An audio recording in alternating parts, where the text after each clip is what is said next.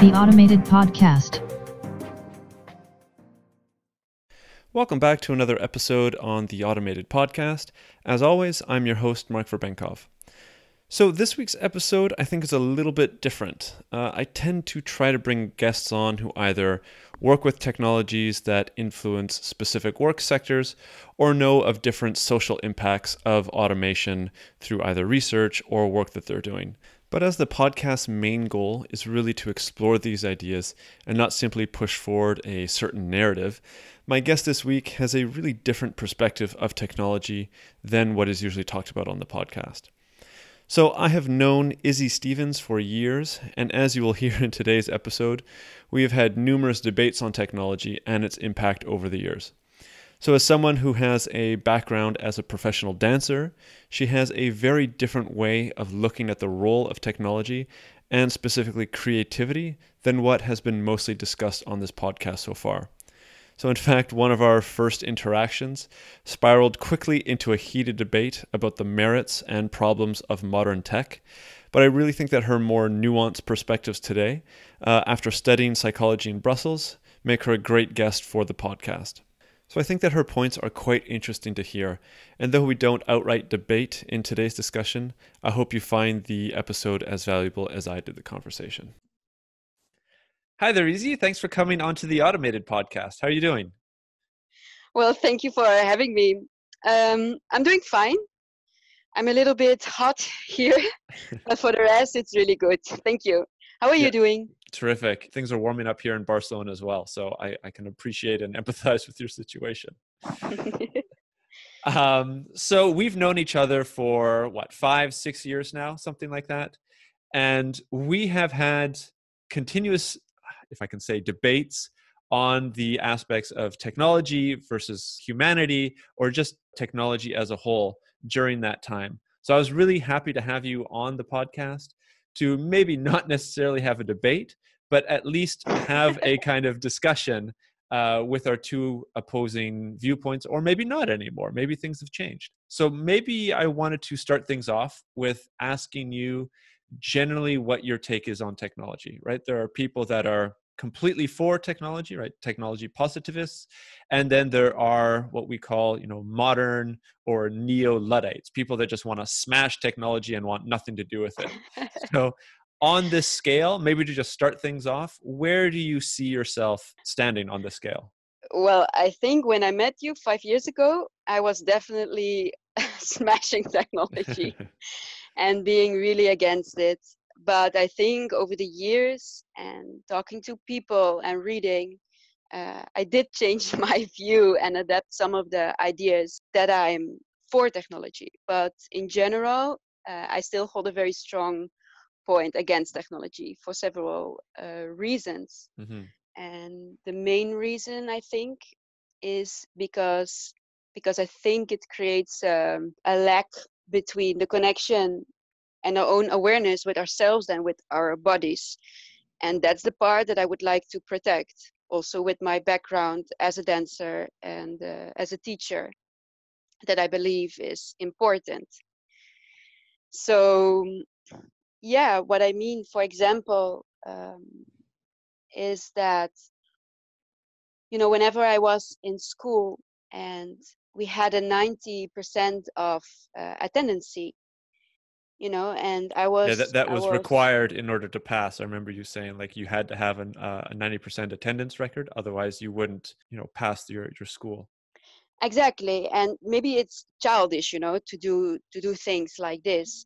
But what I learned from that is that I was showing up every day, doing my classes, even though my body was super tired or I was sad or whatever. I learned to work with what I had in that day, and that part gave me so much knowledge that I think there is nothing bigger than the physical experience of accomplishment after trying several times. So whenever I was showing up every day in class, practicing my pirouettes, for example, turning Mm-hmm, mm-hmm. around on one foot, um, accomplishment, that is something that is so valuable and so great.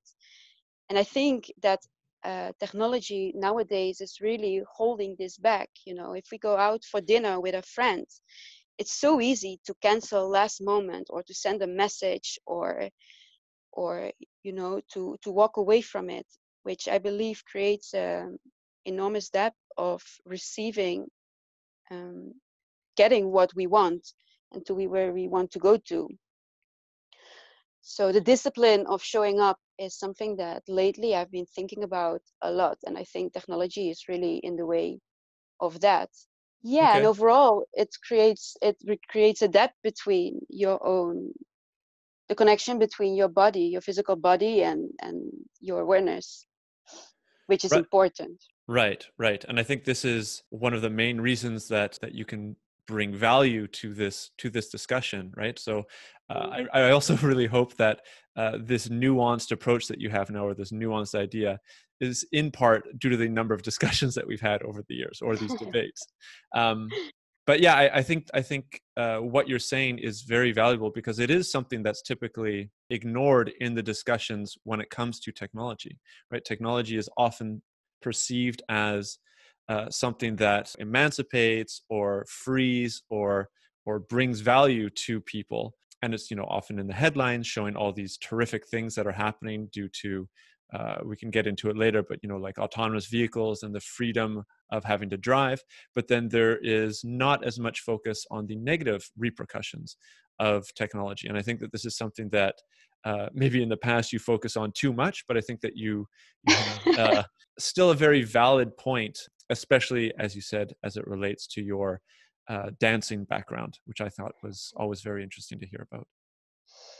Yeah, but I think everybody can relate to that in one way or another. It's so easy to just send a message to someone canceling or rescheduling meetings, and you don't even care if the person texts you back or not. You become selfish. These things, these qualities. I think it can erode the human character. Right. Fair enough. Okay, well, maybe in the spirit of debate, I can push back just a little bit. As you know, I spent 8 to 9 months in Cuba several years ago. Uh, Sure. and this was at the time where Cuba still didn't really have internet. They still don't have internet to the extent that you in the Netherlands, or me in Barcelona, or the States, or Canada, or elsewhere. But they did Mhm. have internet cafes, but there was no data plans available. So the only way to communicate with people over distance was via phone. So you'd have to make say you were having a date or something like that. You would have to set a place and a time, and then you would go there. And if the person didn't show up for whatever extenuating circumstances, there was no way for you to know that that person wasn't showing up. So you just have to either wait there or give up. And the amount of times that this kind of miscommunication, or this inability to communicate, occurred in Cuba for meeting up with friends or whoever, was really, really frustrating, especially as I came from the Western world, where this ability to communicate was just kind of ubiquitous and accepted by everybody. Sure, sure. And it's true, technology also makes it easier to communicate whatever whenever you cannot show up.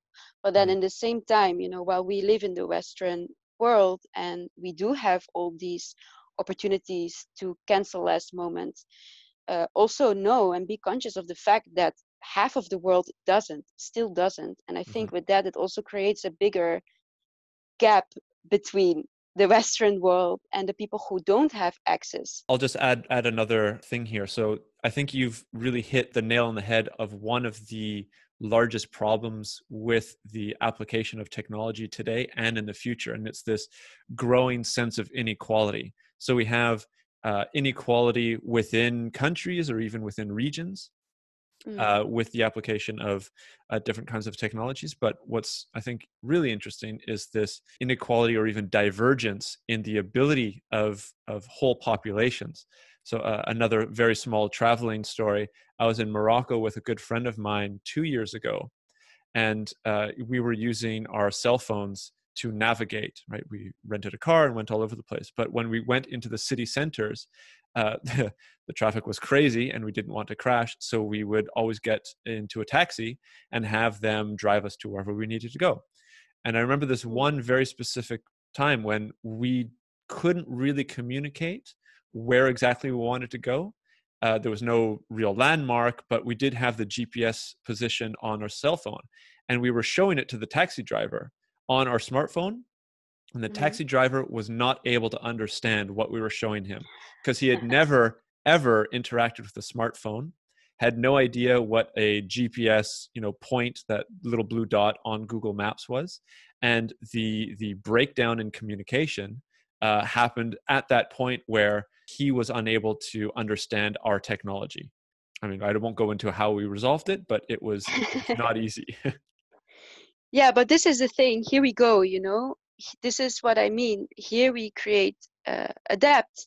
Because now, for example, I actually just bought a new phone, which is very high tech. Right. But I still don't have internet on it when I'm outside of my house. And I do that because of this kind of reasons.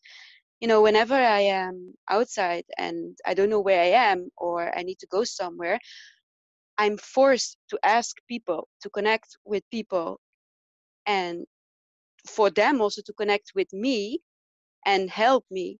So whenever I always leave this conversation, sometimes I have weird conversations with people, I feel super great of talking to a stranger. And, it's said that whenever people can help you, they also feel better. And these kind of little communications or situations is something that, the technology, Maybe breaks yeah, down or doesn't enable. exactly. Now, I'm not saying that everybody should not have internet outside of the house, but it is one of the reasons. If I am in a new town, because I moved to a new city and I didn't know anybody last year. So, going to places, asking around actually made me to have friends. And I didn't met them online. I met them face to face, which I think is still something super beautiful to do. And I think this is a loss. So I do fully agree with your perspective, as somebody who has traveled both with and without a smartphone or other forms of technology. I see the value of what you're saying. But again, to push back, I have moved to many different places as well. And I found, having, whether it's a smartphone or just a computer, being able to go to different groups that have, like-minded people. I've always really appreciated that in a new city. So, I go to like a technology group where we discuss new technologies, right? Just as an example, I would. Yeah, but your group is very, very little. Like, you need technology to find them, I think. Okay, fine. Growing by the day, but let's not go there. I think the point is that these sorts of new technologies enable us to find like-minded people that we wouldn't find just by walking around the city. So I think the ultimate point here is that it makes the connection with other people a little bit more efficient. Can I comment on that? Yes, of course. For example, I really like music and I really like live concerts. So I often go there alone. And in the city I live right now, there are lots of them. So for me, sometimes just walking in the city and I hear live music, I just go in and I have the most amazing, unexpected, spontaneous evenings without looking it up. So that's what I want to say. If you're maybe have a precise group or a smaller group, technology helps to find your people, which also makes it easier. But for me, for example, walking in, I meet people from different backgrounds, both interested in music. So there is a connection and something we like both. I understand it makes it easier, and of course I also use it, but still I also believe in the natural way of getting somewhere, finding something. That's also a kind of beauty, and it also gives something magical, which I think it's not really there when you use technology. Fair enough. I do want to reemphasize that I do agree with your position as well. I was just playing a little bit of a devil's advocate. Okay, so I think that's very clear. Maybe we can move on to something a little bit more focused for the podcast. So we have had perhaps too many discussions or debates when it comes to automation, right? And Sure. specifically the fears that you have previously had and maybe still have regarding autonomous vehicles or robots being applied throughout society. I don't know if you've changed your perspective on that over the times that we've had these talks, but maybe I'll just let you comment on that. Well, I think I did change something, but I think that mainly is caused because right now I'm reading more about technology and I'm having more conversations about it. So it is not that scared or new or whatever anymore. Hmm. We all Hmm. know that technology it's growing so fast, and in whatever field you are working, you get to deal with it. So to be complete against it and to smash it, I think it's good to work together with it, but hold a strong view on what works and what doesn't. I mean, I come from the art world, and I still believe in, if you are going to see a performance, you are going to see a dancer dance. I would not like to see a robot dance. There's something about the person that's in front of you dancing, the body type, the physical effort, the humanity about it that a robot could never take over. So yeah. Okay, so I actually wanted to get into this later, but since you've opened that door, we might as well Yeah, jump yeah, into let's skip everything and just go into that. it. So I had a previous episode where I talked about how different technologies like artificial intelligence, robots that are applied to the creative arts, everything from writing to painting to entertainment. I think that this is something that many people kind of see maybe the core idea of creativity, whether it's dance or the other forms that I mentioned, as kind of the last domain that technology is not going to be disrupting. From doing this podcast, I've become Mm. much more aware of just how infectious or pernicious these sorts of technologies are. So when you're saying that you would hate to see, let's use your example, the robot dancer. My position is okay. Well, that might even be my position, but it doesn't mean that a new generation of people who grow up only seeing a robot dancer, right, in the next, I don't know, 20 years or so, if there are robot dancers, Mhm. they might not feel the same way that you do now. My argument would be that you only prefer human dancers because that has been your experience with that art form. Yeah, I think it's also a part that should also be, I don't know, integrated in our education, or it's something that we are used to or not. But for example, I understand what you're saying, and I think you're right. But then also, it's not only about seeing a robot dance or a robot play music. Last year, I was working for 2 weeks on a festival, and I saw so many people performing. And there was actually also a robot group that was performing, and I went and watched. And it was super interesting to see those robots, playing on the guitar and actually making beautiful music. But I do have to say that after a while I got tired of it, because I think if you see a robotic dancer or an artist, you don't see the humanity in it. You don't see the robot sweat, or there's no space for spontaneously something going wrong and adapting to it, or maybe a real interaction with people, empathy if something happens. And I think, whenever you go to a concert or do a dance performance, just close your eyes and just feel whatever is there. And you hear the music, you see people playing it, or you hear people playing it, you hear the sounds, around you. It's not only about seeing the robot play, but also the whole atmosphere of actually having a human play. And I think that's an experience that a robot could never take that place. Okay. Do you understand what I mean? Yeah, yeah, I think I do. But I want to go back to one of the things that you said, which I thought was quite interesting. So you were talking about, the robot band playing, and I would assume that they were Of course you got no, stuck to that. yeah, but it's to illustrate another point. So I would assume that the robot band would be hitting every single note perfectly, right? One Exactly. one of the things that you said was that with a human performer or a human artist, there might be an opportunity for them to make a mistake, and then how they would react to that might make you more easily connecting to that. Is that maybe, as as an artist yourself, is that maybe part of the beauty or part of the appreciation that you have of art? It's the possibility for imperfection, and then how the artist reacts to it.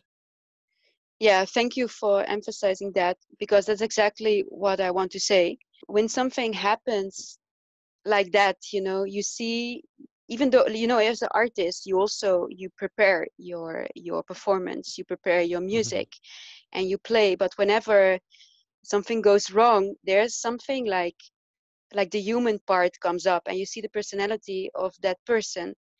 And when you see the personality of that person, you connect with that person. You feel that person, and I Mm. think that with robots is not able to really happen. And that's the part that is so important to have. Going back to my other point, that I don't want internet on my phone, going outside of the house. It's because I'm able to connect to other human beings. And I think watching a real person perform, there's a beauty about it. Also, one of the things that I see kind of going forward after doing that previous podcast episode was just how perfect, maybe it's not the best word, but how on point or on key these future AI or robotic artists will be, right? There's a robotic or an AI painter that's able to paint, but they're able to do it perfectly, right? So there's not like a single miss stroke throughout the entire painting. Yeah, Um, but that's exactly what I yes. dislike. Perfectionism is something I dislike, because there's no connection there.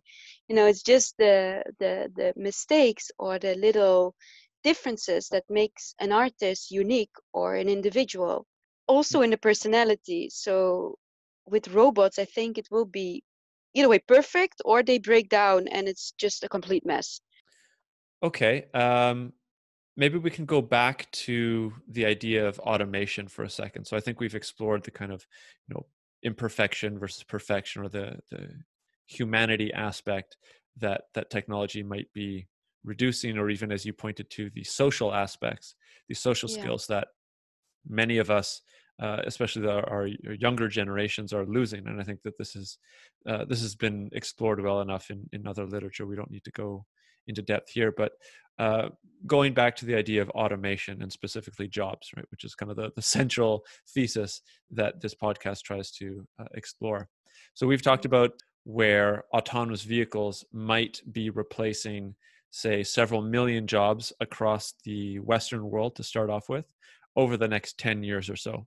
I mean, this is just one technology. There's also different like manufacturing robots or service AI, et cetera. But why don't we just stick to autonomous vehicles, which is, I think it's an easy thing for people to grasp. Can you maybe give your perspective on that? Yeah, so I think technology taking over jobs, well, if it helps you with doing your job better or more efficient, I think it's good. Like, I understand that robots will replace certain jobs and that there will be loss of jobs in many companies. So I think if this happens, we should be more prepared to it, and we should look to the other side of the coin more, because I think now there's so much focus on how to integrate this to do things more efficient, but there's less focus on what happens to the people who lose their job. For example, I know that in the company of my dad, there are so many people working in the fabrics. Maybe their job is to just turn a paper to the other side, and this has been their job for 30 years. If they lose their job, they lose their life goal. Hmm. What would you do with these people? And I think most companies will just, I don't know, dump them or put them in another system. And recently I was talking to my friend who said that in his job, he works as a lawyer, and the people who lose their job, they let them know 3 months beforehand, and then they have a system for them to integrate in other departments. So they get a guide or a mentor who helps them to do other work and see what they like, or see if they can take over other jobs. And I think if there is this kind of program or help for people who do lose their jobs, I believe it could work. But if it isn't, I think it's a bit hard and rushed. I am really happy to hear that your position hasn't changed on that over the last 5 or 6 years, because I do remember one of the first discussions we had, and that was your position as well. Yeah, I mean, I can comment on that a little bit. I think that especially with this whole COVID-19 crisis over the last couple of months, there's been a much more focused effort on dealing with people losing jobs, right? It didn't come about due to automation, as many people were hypothesizing. It came about due to a small virus. So there have been discussions about, different sorts of safety nets, or even one of the kind of key terms that keeps popping up is universal basic income. This is one of the things that has really come about, especially in the United States, over the last 3 or 4 months, as all these Hmm. people have been losing their jobs. So that's one side of it. The other is that many of the reports that are coming out now that look at automation, they actually explain exactly what you were saying. So it's those people that are doing those repetitive type of activities that you don't really need very much education for, maybe a little bit of basic training on how to operate that machine in the factory.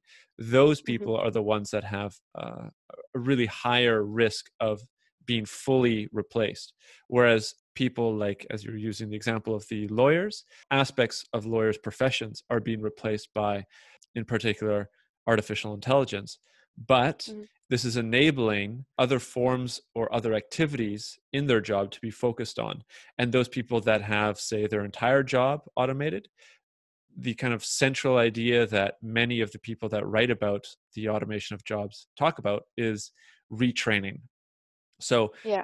their job might be irrelevant, obsolete, but if they're able to start this retraining process or reskilling process earlier, there's a higher chance that they will get the skills that are needed for the new jobs that are being developed now.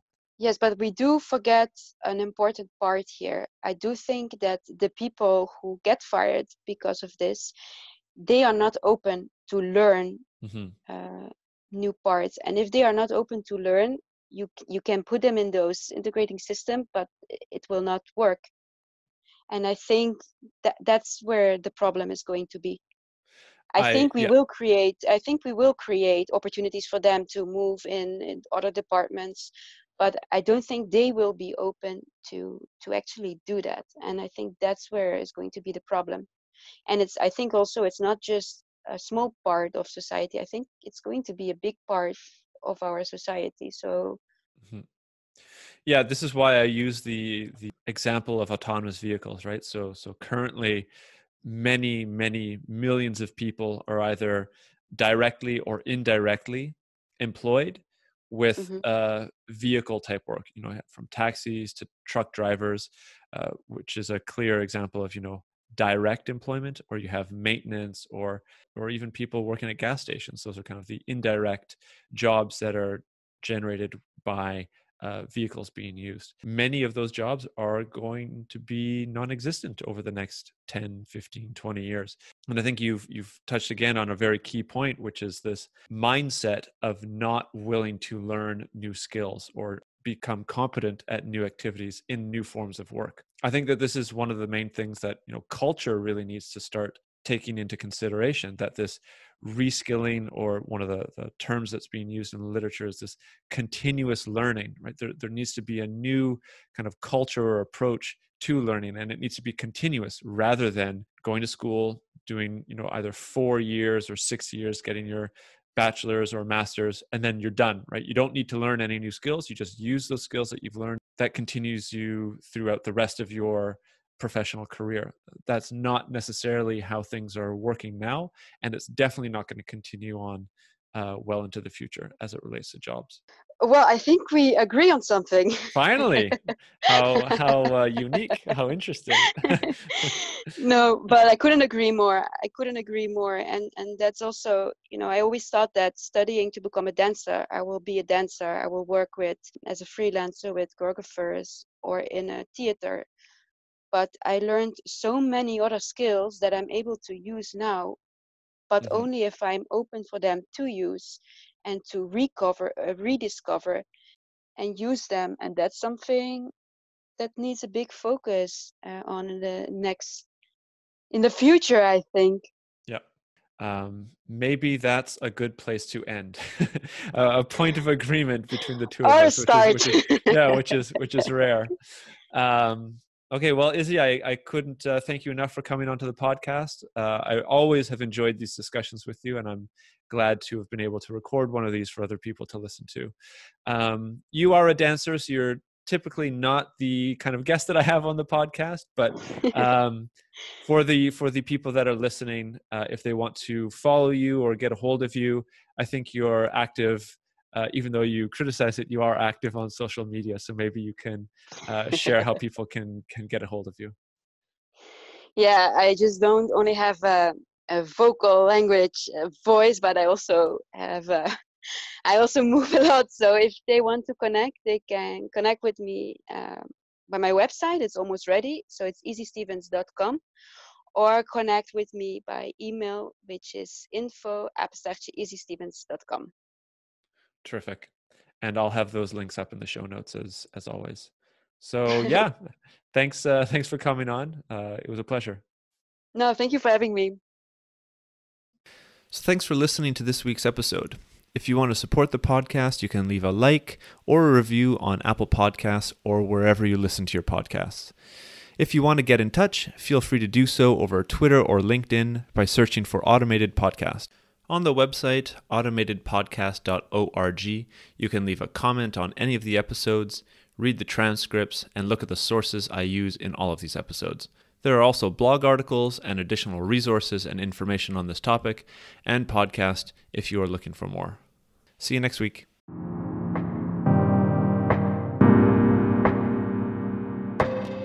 The Automated Podcast.